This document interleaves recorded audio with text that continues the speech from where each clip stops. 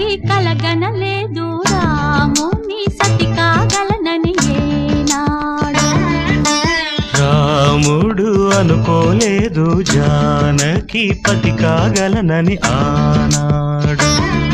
ఆనాడు ఎవరు అనుకోనిది ఈనాడు మనకు నిజమైనది.